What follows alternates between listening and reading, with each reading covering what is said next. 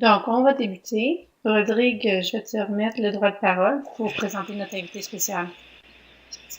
Merci beaucoup. Alors, il me fait un grand plaisir d'accueillir Pierre Poulain et je vais vous expliquer un peu dans quoi Pierre est engagé. Vous allez voir qu'il est très, très impliqué. Alors, Pierre Poulain et un autre de ses collègues ont créé la e-classe. Il s'agit d'un laboratoire scolaire 3.0 permanent, complément à la formation des pédagogues ou des maîtres. Pierre est impliqué aussi, il enseigne l'école Wilfrid Bastien à Montréal. Il a déjà organisé un headcamp à Montréal. Il donne des cours à l'Université d'Ottawa. Il a présenté au symposium sur le rendement des élèves de 9e année en mathématiques organisé par l'OQRE en mars dernier.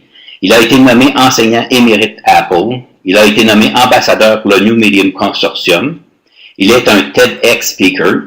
Il est même en train d'écrire sa thèse de doctorat. Alors Pierre, merci d'être là et on va te laisser la parole. Merci beaucoup, Rodrigue. Merci tout le monde. Alors, je commence. Avant de débuter, en fait, je vais utiliser des termes probablement pendant ma présentation. Puis, si jamais ce n'est pas clair, n'hésitez pas à le demander, soit en l'écrivant dans la petite boîte conversation. Puis, si j'oublie de mentionner parmi ces termes, un de ces termes, peut-être que ce sera à expliciter davantage. Donc, à la fin, pendant la période de questions. Alors, il ne faut pas hésiter à me le demander. Donc, dans la terminologie nouvelle là, qu'on utilise, là, on parle d'adaptation créative, toujours en pensant en ayant à l'esprit qu'on parle d'intégration des technologies à l'école. On parle d'édumatique, on parle d'inversion pédagogique. Ça ne va pas sans rappeler les classes inversées. On pourra en discuter également. On parle de technologie éducationnelle. Puis ici, dans le cas du numéro 4, c'est le contraire de l'éducation à la technologie. Deux choses différentes, si je n'ai pas l'occasion de l'expliciter. Pendant mes présentations, n'hésitez pas à le demander. Finalement, programme intergénérationnel d'entretien des compétences éducationnelles, c'est le dernier et non le moindre, c'est celui qui est important dans le cadre plus de ma recherche, puis ça me fera plaisir d'en discuter avec vous également. Donc, si je me trompe pas, si vous m'enverrez un message écrit, il me semble que je vais faire la présentation, puis ensuite, il y aura une période de questions. Par contre, si je vois des questions qui passent dans le fil de conversation, eh bien, je vais probablement y répondre. Alors, merci encore une fois de m'accueillir parmi vous, ça me fait bien plaisir. Dans le document qui vous a été remis, dans le document, on mentionne 4 énoncés de théorie d'action. Je les ai résumés ici. Si jamais je me suis trompé, vous pouvez me le mentionner. Donc, le premier énoncé, c'est celui qui concerne l'espace ergonomique. C'est intéressant, on va y revenir. L'approche pédagogique, les approches pédagogiques numériques, les situations réelles et finalement, les réseaux sociaux francophones. Donc, ce sont vos énoncés pour vous guider dans vos actions en intégration des technologies. Alors, c'est parti. On y va avec l'espace ergonomique. Ce qu'on a constaté en intégrant massivement les technologies, c'est qu'il faut revoir l'espace dans la classe, c'est-à-dire que c'est pas agréable, si on a un ordinateur par élève, par exemple, c'est pas agréable de faire affaire avec des couvercles surélevés, là, puis de se dire, ou voir des écrans devant nous, puis dire, on s'imaginer qu'on va faire la classe du 21e siècle de cette manière-là. Il faut penser revoir la disposition de la classe. En Ontario, c'est peut-être différent. Dans le cas du Québec, on est coincé avec des écoles qui sont assez âgées. Il est hors de question d'abattre les murs ou de faire des modifications même à l'édifice, quoi que ce soit. Par contre, je parle vraiment de changer le mobilier de manière à ce que ça représente davantage un espace coopératif. Et puis, je vous dirais que donc le fait d'avoir des tables rondes, par exemple, ou d'autoriser les élèves à s'asseoir en équipe, ça facilite davantage une intégration réussie. Alors, il faut accepter de remettre en question, si on veut, le fameux plan de classe en rang d'oignon, qu'on conserve depuis les années 1850. Alors, il faut réussir à revoir ce plan en question. Je mentionne ici également des milieux non conventionnels, c'est-à-dire qu'il ne faut plus imaginer que l'apprentissage ne va se passer que dans les locaux. Il faut penser que ça se passe évidemment en dehors de l'école et surprenamment, lorsqu'on a un Wi-Fi, les formations, l'élève peut apprendre, peut être formé directement dans le couloir de l'école ou dans une cage d'escalier avec d'autres élèves, donc qui autorisent des milieux non conventionnels, des positions non conventionnelles, qui autorisent de se promener, de se déplacer. Tout ça, on le sait que c'est positif en éducation, mais c'est bien difficile à appliquer dans une classe de 30 élèves placés en rang d'oignon. Puis, si je pense aux primaires, parfois nos élèves, on les laisse assis pas mal longtemps pour donner nos leçons. Donc, c'est ça qu'il faut revoir. C'est cet espace, cette ergonomie-là, c'est la manière de disposer. Je finis en disant sur ce point-là, est-ce que ce serait tout à fait négatif que les enfants soient fiers et soient heureux de leur espace d'apprentissage? On les a pas consultés pour établir les plans, que ce soit de l'achat des chaises ou des tables, là, mais est-ce que c'est plausible? Est-ce que les enfants apprendraient moins parce que le local est agréable pour eux? Alors, peut-être que de poser la question, c'est d'y répondre. Je passe donc au point 2, les approches pédagogiques numériques.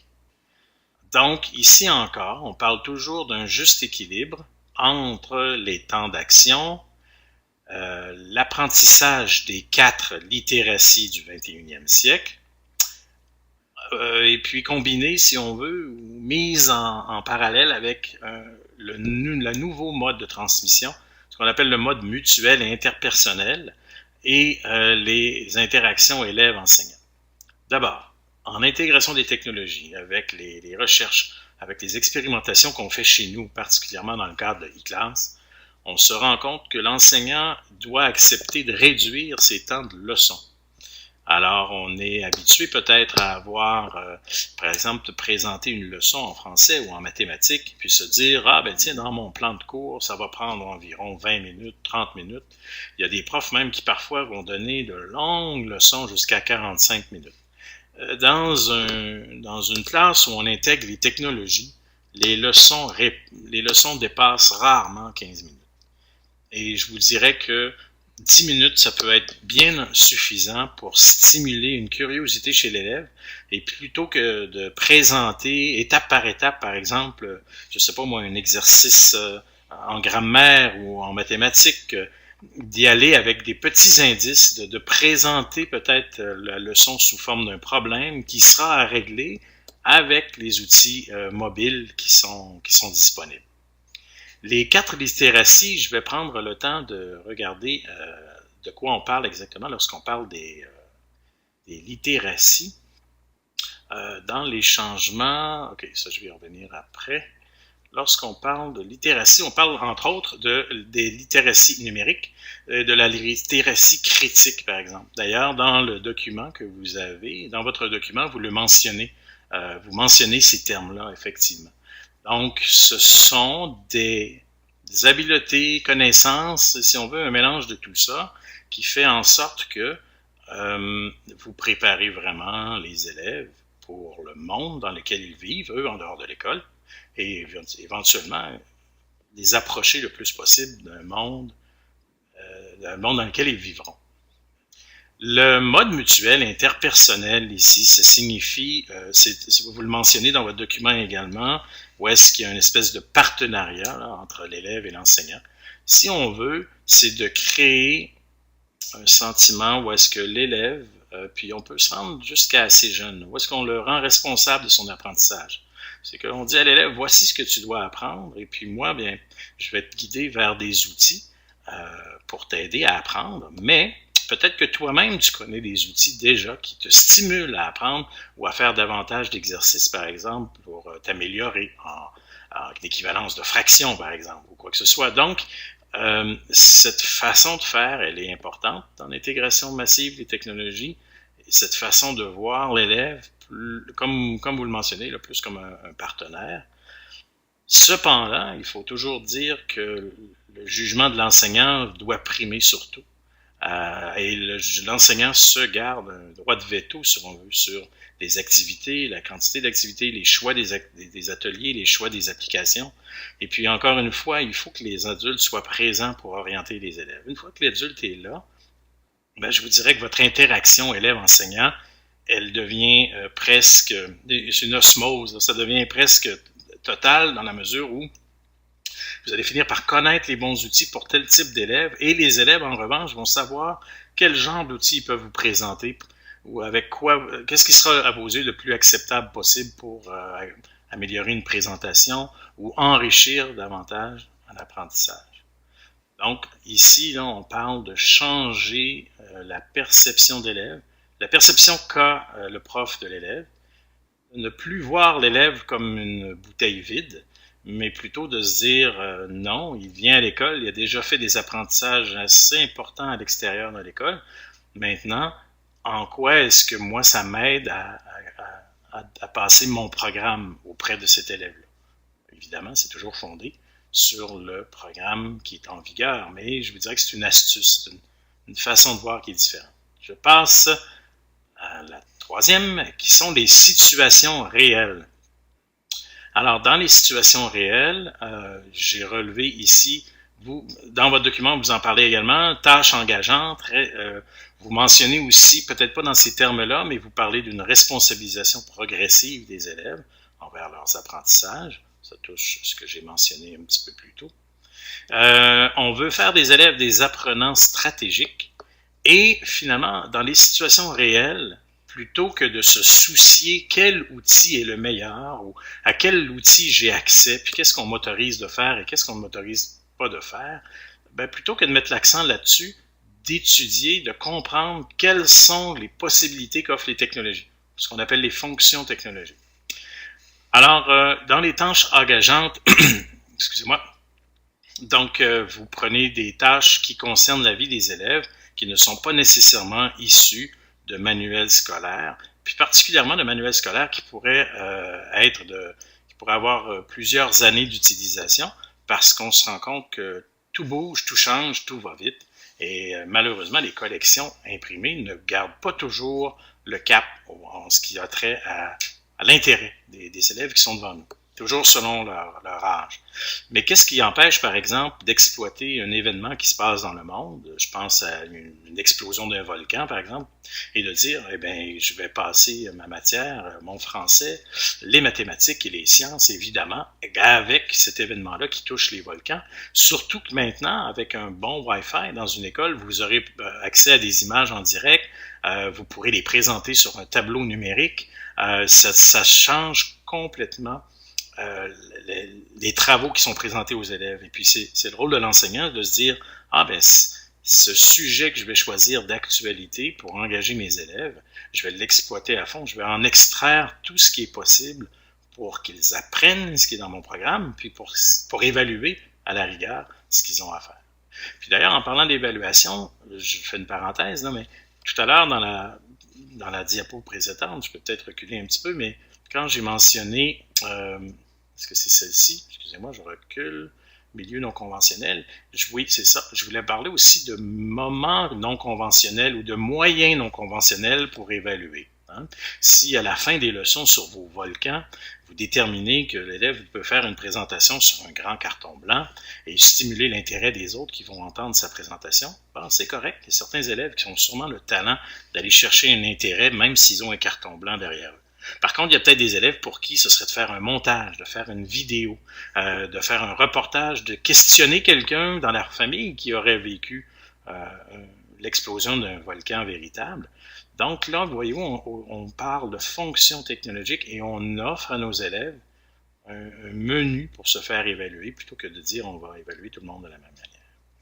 La responsabilisation progressive est extrêmement liée à la motivation scolaire, au fait de se dire je prends en main ce que j'ai besoin de savoir, et de se dire que je cherche un exemple, par exemple, pour la responsabilisation, oui, c'est ça, responsabilisation progressive, c'est de se dire, dans le fond, que avec l'âge, c'est pas tant dans le niveau lui-même, mais c'est qu'en vieillissant, l'élève, s'il y a une cohérence dans l'école, l'élève, lorsqu'il arrive en 6e année, lorsqu'il arrive à la fin de ce secondaire, il y a eu une progression dans la responsabilisation envers ses études. Puis, ça a été engagé au début du moment où il était avec nous dans l'école, puis ça se poursuit. Donc, il y a une cohérence, il y a une communication entre les profs pour les amener à se responsabiliser. Et les tâches engageantes aident à ce processus-là. Il y a d'autres aussi types d'activités dans une classe qui rendent l'élève responsable. Mais encore faut-il ne pas avoir peur de leur confier des tâches et de leur donner un certain contrôle dans la manière dont ils peuvent être évalués, dans aussi la manière qu'ils ont de produire des exercices ou de vous montrer qu'ils maîtrisent une tâche ou une connaissance. En faire des apprenants stratégiques, ben, ça signifie montrer aux élèves comment apprendre, comment mémoriser, comment critiquer, comment se remettre en question. Bref, ce sont les exigences du 21e siècle. Ce sont des exigences qui sont dans le monde réel depuis longtemps. Mais est-ce qu'on a toujours pris le temps de faire de nos élèves des apprenants stratégiques? Pas nécessairement. Et donc, je reviens à mes fonctions technologiques. Publier, par exemple, partager, communiquer. Vous voyez, ça rejoint un peu ce que vous appelez là, la génération C. Communiquer, critiquer, cliquer, partager, démontrer. Tout ça fait partie des fonctions technologiques. C'est à la lumière des fonctions technologiques qu'il vaut mieux intégrer l'éthique plutôt que de se concentrer sur un ou des outils en particulier. Si je vais trop vite, vous me le mentionnez. Sinon, si ça va, je poursuis avec les réseaux sociaux francophones. Donc, ici, vous parlez d'ouverture sur le monde et de communauté d'apprentissage. Ça c'est l'aspect le plus positif des réseaux sociaux. Et qu'on parle de Twitter, qu'on parle de Facebook. Encore ce matin à l'université, j'avais expliqué que les réseaux sociaux permettent à l'élève, mais aussi et particulièrement aux enseignants, de sortir de la prison géographique. Par exemple,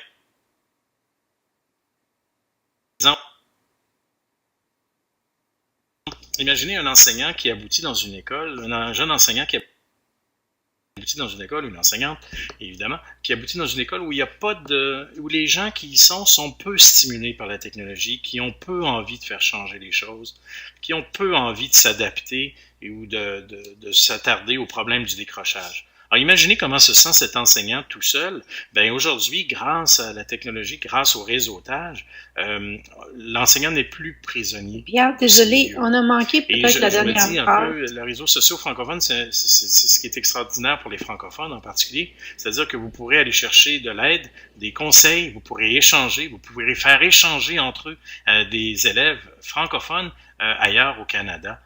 Je prends par exemple la fameuse activité là, qui s'appelle un Skype mystère. J'explique rapidement. Vous avez des élèves qui Skype, qui font une conversation Skype avec une autre classe francophone quelque part sur la planète, mais ils ne savent pas d'où ils sont. Et le seul moyen de le découvrir, c'est en posant des questions. Vous imaginez toute la phraséologie qu'il faudra travailler, poser des questions, on va essayer de découvrir directement ou indirectement de découvrir où sont nos interlocuteurs. Alors, ce sont des activités qu'on ne pouvait pas faire auparavant. Et puis, lorsqu'on a un bon réseau ouvert avec des bons outils, il y a une panoplie d'activités comme ça qui font que, de la même manière que les enseignants, les élèves francophones se sentiront peut-être moins seuls dans une mer anglophone, par exemple. Alors, ça, c'est l'avantage. Il ne faut pas oublier que, cependant, qu'il y a des inconvénients avec votre découverte des réseaux sociaux. C'est-à-dire que particulièrement au secondaire. Au primaire, c'est peut-être plus facile à contrôler, mais je sais qu'au secondaire, et pour enseigner à l'université, je le sais également, c'est de se dire, est-ce que l'étudiant va effectivement utiliser Twitter et Facebook de manière constructive pour la classe, pour ce qui est à apprendre. Et là encore, il faut que les adultes soient présents, puis il faut qu'il y ait une longue continuité, ça ne sera pas en une année, là. Il faut que ça commence très tôt dans le cheminement scolaire, à sensibiliser les élèves à dire, écoute, si tu as Facebook à l'école, c'est une chance inouïe, voici comment nous allons l'utiliser, et il n'est pas question de l'utiliser autrement. Donc, cet accompagnement-là des adultes, il est essentiel, et pour en faire ressortir le positif des réseaux sociaux. Alors, donc, c'est ça. C'est la seule petite réserve que j'aurais. Donc, une prudence, en fait, pas de réserve, parce que nous, on utilise dans les classes Twitter alors, et si Facebook, possible, de reprendre et peut-être ça la dernière devient petite un portion moyen de ton pour texte. les élèves, mais aussi pour les enseignants, de communiquer, de partager leur réussite, partager les choses qui vont moins bien, Est-ce que tu mais peux m'en là, à ce parler, moment-là, pour Pierre? stimuler une certaine entraide. Facebook, à ce niveau-là, est vraiment, vraiment génial. Si je voulais conclure, puis je pourrais répondre aux questions par la suite, si je voulais conclure, résumer un peu ce que ça signifie pour nous, intégrer les technologies. Donc, ça implique qu'il y a des changements. Les changements, puis c'est ce que nous, on offre dans nos formations, c'est d'amener les enseignants à vivre ces changements-là. Donc, il y a des changements idéologiques et pédagogiques. Dans les changements idéologiques, on demande et on sait qu'il faut changer la vision qu'on a de l'élève, la vision qu'on a de l'éducation, la vision qu'on a de son propre rôle, la transmission verticale de l'adulte vers l'enfant, c'est remis en question avec une intégration massive du Web 2.0 dans une école. Il faut que l'administration serve de parapluie, si on veut, à l'enseignant innovateur pour l'aider à développer les logiciels, faire installer les applications nécessaires, c'est sûr, acheter, réparer le matériel. Sans une administration ouverte et coopérative, c'est compliqué pour les enseignants d'intégrer les technologies. Puis aussi, le rôle de l'administration, je veux bien qu'elle administre, mais c'est bien aussi qu'elle se tienne au courant des recherches, puis qu'elle en discute avec son personnel, parce que souvent, ça pourrait servir de base pour justifier ou non certaines explications, certaines justifications de décision. Est-ce que le son est revenu ou bien si vous me dites à quel moment ça a coupé. Donc le son est de retour? Ben, essentiellement, donc j'ai parlé des fameuses activités qui s'appellent Skype Mystère, donc pour développer le langage oral, pour développer aussi, briser l'isolement d'une communauté francophone, par exemple, donc de participer à ce genre d'activité. Puis sinon, je pourrais expliquer ce que c'est le Skype Mystère un peu plus loin. Puis, donc, l'idée des réseaux, puis j'ai parlé d'une certaine prudence à avoir, particulièrement au secondaire, où est-ce que l'ouverture aux réseaux sociaux amène que des étudiants vont possiblement utiliser Facebook pour autre chose que dans le cadre du cours. Mais encore là, ça demande l'accompagnement des adultes, puis ça demande des explications, puis pas seulement sur une année, mais à long terme. Ça veut dire que si en première secondaire, en 12e année, non, c'est 6e, 7e année, à partir de la 7e ou de la 8e année, on insiste auprès des élèves à dire, vous savez, ici à l'école, on autorise Facebook, mais voici l'utilisation que nous en ferons pour nos apprentissages. Il faut qu'il y ait une continuité jusqu'en 13e année, puis à se dire, ben voilà, nous, c'est le plan qu'on s'est donné au niveau de la gestion des réseaux sociaux. Il doit y avoir une espèce de code de vie, si on veut, à ce niveau-là, parce que ça peut poser problème. Puis comme j'expliquais, je le sais, là, je le vois à l'université, des étudiants qui vont, des futurs profs qui osent, pendant mon cours, aller sur Facebook. Alors, on a eu à avoir des discussions comme ça. Ça, c'est ce que j'avais dit au sujet de celle-ci.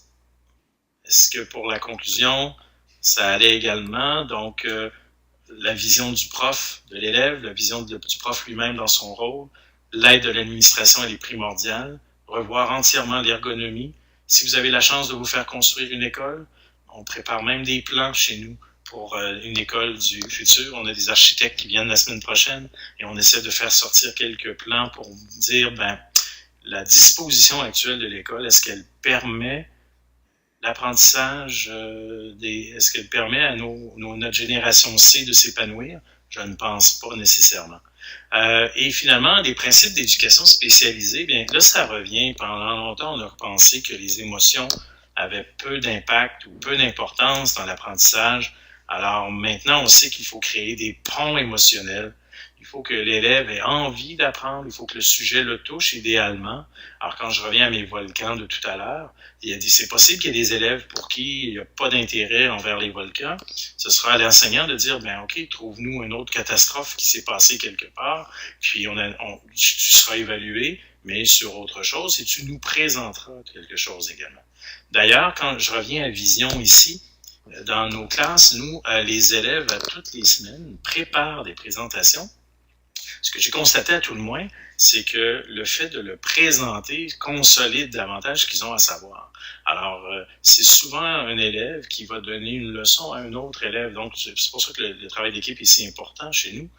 C'est que un élève en difficulté pour, je ne sais pas moi, convertir des fractions ou réussir des opérations de division à 2 chiffres, s'il a de la difficulté, c'est possible que ce soit un autre élève qui lui explique. L'enseignant sera là, oui, c'est certain, mais on sait maintenant par la recherche que la conversation entre les élèves va être probablement plus bénéfique que si c'est la conversation entre l'adulte et l'élève qui essaie d'expliquer le concept en question. Puis là, je n'ai pas mentionné que la même leçon sur les divisions à 2 chiffres pourrait très bien être filmée, par exemple, et puis ensuite déposée en ligne sur le site de la classe ou encore envoyée aux parents par Internet, par courriel, pour que les parents eux-mêmes voient comment est-ce que l'enseignant l'a démontré. Alors, il peut certainement y avoir des inconvénients à donner des vidéos comme ça ou en partageant des vidéos avec les parents, mais moi, je vois plutôt le côté positif de la chose. Les parents sauront enfin comment ça a été enseigné, puis ils pourront certainement faire leur contribution s'ils ont envie d'aider. Et je reviens donc au principe d'éducation spécialisée, le fait d'aimer, le fait de créer des ponts émotionnels dans ce qu'on a à apprendre. Et finalement, dans les changements, il y a des changements idéologiques, mais nous, on couvre aussi des changements pédagogiques. Dans le cadre de notre formation en particulier, on a relevé 7 taxonomies qui datent, certaines datent de Bloom, le 1956, qui ont été revues au début des années 2000, mais il y a 7 taxonomies, si on veut, qu'on peut coordonner ensemble pour saisir où est-ce qu'on en est dans l'éthique, où en sont nos élèves, comment les rendre autonomes, est-ce que tel type de personnalité favorise effectivement une autonomie à l'école, puis quels élèves ont peut-être besoin davantage d'encadrement, puis peut-être que c'est plus l'encadrement d'un adulte, peut-être que c'est plus l'encadrement d'un père aussi. Mais tout ça, là, on a relevé 7 taxonomies qui nous permettent de cibler ça rapidement au début de l'année et donc d'intervenir davantage auprès des élèves qui en ont besoin. Dans les groupes homogènes, là, honnêtement, je crois que ça n'a jamais existé. Hein. On a toujours des élèves qui sont un peu plus autonomes, un peu plus forts, mais en essayant d'utiliser les forces de chacun et en les fixant dans nos tableaux des taxonomies, on arrive à voir plus rapidement, plutôt que d'attendre jusqu'à la fin de l'année pour que l'élève finisse par s'habituer à ce qu'on exige de lui. Je vous dirais qu'on arrive à le faire bien avant l'Halloween, on arrive à se cibler. Donc, ça nous fait gagner du temps en tant qu'enseignant, puis ça nous permet d'analyser ou de mieux communiquer aussi peut-être l'évaluation qu'on fait de cet élève-là. Et voilà, écoutez, je crois que ça complète le tout. Je pense que vous pouvez poser des questions. Je ne sais pas si c'est par écrit ou par micro, mais je vais laisser Lise ou Rodrigue prendre. Donc, merci beaucoup. J'invite les gens à poser leurs questions, soit dans la boîte de conversation. Si vous désirez avoir accès au microphone, faites-moi signe dans la boîte de conversation, puis je vous donne accès au microphone. Je vais peut-être inviter Rodrigue à faire une petite synthèse de ce que vous nous avez dit. Alors, Rodrigue, si tu voudrais prendre la parole.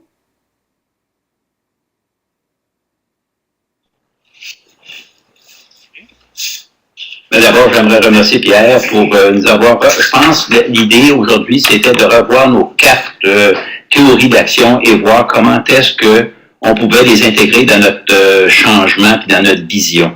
Alors, ça nous donne encore des choses à réfléchir, puis peut-être à regarder pour d'ici la fin de l'année, puis même de planifier pour l'an prochain, parce que à cette date, on pense souvent à l'an prochain. On parle de l'année scolaire 2013-2014 et ceci peut nous donner des choses à réfléchir. Oui. Je ne sais pas s'il y en a d'autres qui ont d'autres commentaires. Merci. D'accord. Est-ce que, Pierre, vous avez des modèles de salles de classe qui se portent bien à l'intégration des technologies ou est-ce qu'il y a des endroits où est-ce qu'on peut, par exemple, aller chercher ces choses-là que tu connais? Bien, pour aller chercher, si on parle simplement de modèles physiques, il y a évidemment les images qui sont sur le site là, que vous voyez là, iclass.com. Il y a quelques photos, il y en a sur mon site aussi, ppoulin.com. Mais je vous dirais qu'on est en train de développer des modèles pour des écoles qui seraient à construire, par exemple, ou des édifices qui seraient à rénover. Ça m'intéresse beaucoup. Et puis, aussitôt que ce sera développé, comme je disais, je rencontre les architectes vendredi, mais j'ai l'impression qu'on va découvrir des choses pas mal intéressantes. Si vous regardez du côté des écoles finlandaises ou suédoises, vous allez voir des modèles d'approche qui ressemblent à des... Vous allez voir qu'ils ont complètement repensé l'école, une nouvelle façon de faire, et ça pourra vous servir également de modèle ou à tout le moins alimenter votre réflexion. Est-ce qu'il y a d'autres questions? Sinon, on va remercier Pierre et puis je vous remercie d'avoir participé à cette webinaire. Puis j'espère que ceci vous donne encore matière à réflexion d'ici la fin de l'année. C'est beau? On remercie tout le monde. À la prochaine.